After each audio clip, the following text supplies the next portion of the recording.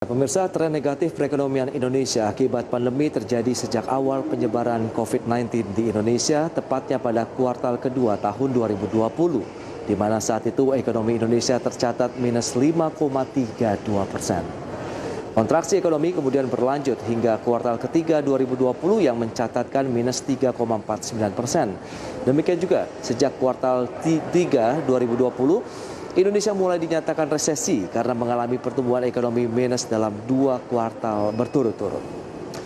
Ya, dan meski hingga akhir kuartal 1 lalu Indonesia masih berada di lembah resesi, namun pemerintah masih optimistis kuartal kedua lalu akan menjadi momen perbaikan dan pembalikan ekonomi Indonesia dan akan kembali berada di zona positif.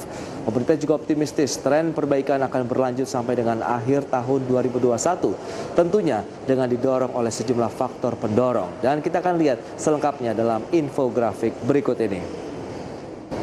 Ya, kita akan lihat ini adalah dari sisi pertumbuhan ekonomi Indonesia dari tahun 2016 hingga 2020. Ya, seperti yang bisa Anda saksikan di layar televisi Anda, di tahun 2016 pertumbuhan ekonomi Indonesia tercatat sekitar 5,02% dan di 2017 relatif sama 5,07% dan berlanjut hingga 2018 5,17%. Adapun di tahun 2019 ada sedikit penurunan menjadi 5,02% dan di tahun 2020 dengan masuknya COVID-19 di Indonesia langsung kita mengalami tekanan cukup dalam minus 2,07%.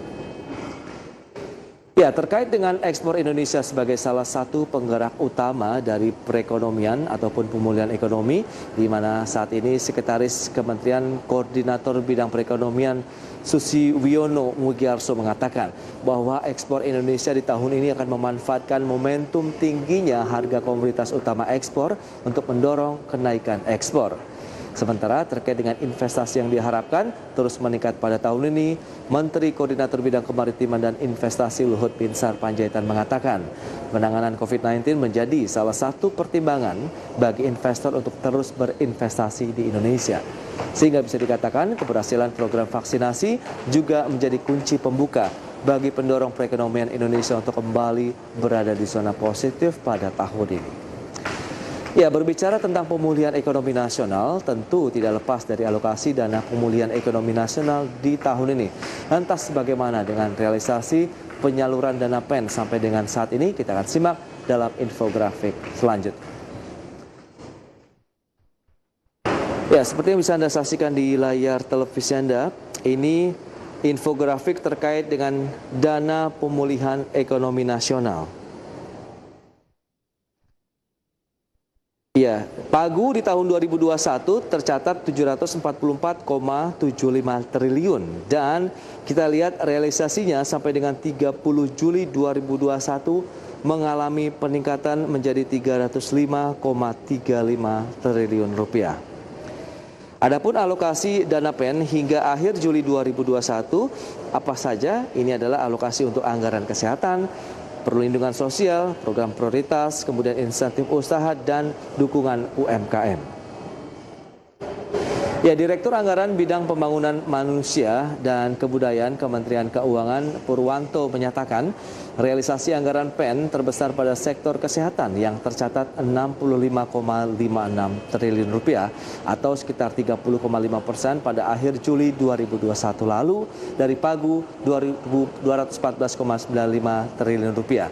Dan ini untuk berbagai program seperti testing dan tracing, insentif dan santunan tenaga kesehatan, pengadaan vaksin dan vaksinasi serta pengadaan obat dan APD.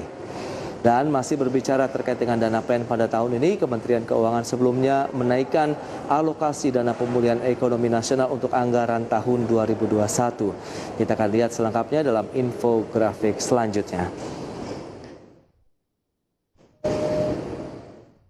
Ya, seperti yang bisa Anda saksikan, ini adalah pagu anggaran dari dana pemulihan ekonomi nasional yang ditingkatkan, di mana pagu semula sekitar 669,43 triliun, kemudian meningkat menjadi 744,75 triliun rupiah. Adapun anggaran untuk 3 program dinaikkan apa saja?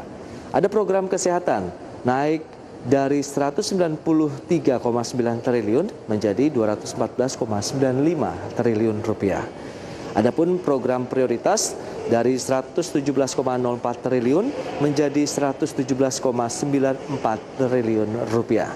Kemudian juga ada program perlindungan sosial yang dinaikkan anggarannya dari 153,86 triliun menjadi 187 triliun rupiah. Ya, kita semua tentu berharap pemirsa bahwa alokasi dana PEN dapat terserap dengan baik dan efektif sehingga pemulihan ekonomi nasional bisa terlaksana sesuai dengan rencana dan anggaran yang telah disiapkan. Dengan demikian, target pertumbuhan ekonomi diharapkan dapat dicapai dengan upaya maksimal, tentunya dengan tetap memperhatikan protokol kesehatan yang tentunya ini pun menjadi langkah positif untuk menyehatkan diri dan masyarakat, selain juga bagian dari upaya untuk mendorong perekonomian nasional.